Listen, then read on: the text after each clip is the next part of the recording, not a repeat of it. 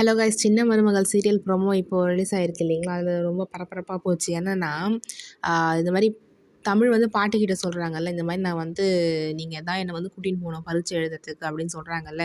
So பாட்டியும் என்ன பண்ணுறாங்கன்னா, ஒரு நாடகம் போட்டு கூட்டின்னு போகிறாங்க. என்னென்னா நெஞ்சு வலிக்குது அப்படின்னு சொல்லிட்டு படுத்துடுறாங்க. அப்போ வந்து சேது வந்து காரை ஓட்டவும் கூட வந்து தமிழும் வராங்க காரில். அப்புறம் தான் தெரிய வருது சேதுக்கு இந்த மாதிரி பாட்டி வந்து நடிச்சாங்க அப்படின்ட்டு. ஸோ பாட்டி என்ன சொல்கிறாங்க, ஒழுங்காக வந்து கவர்மெண்ட் ஸ்கூலுக்கு வண்டியை விட்றா, இவ வந்து பரீட்சை எழுதணும் அப்படின்னு சொல்கிறாங்க.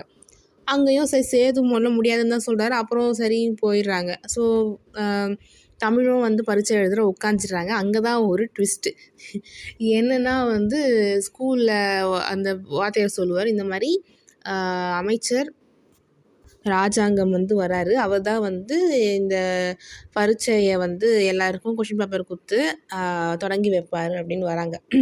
அப்போ வந்து ராஜாங்கம் ஒருத்தருக்கா கொடுத்துருக்காரு. தமிழை பார்ப்பாரா இல்லையா? பார்க்க தான் செய்வார்.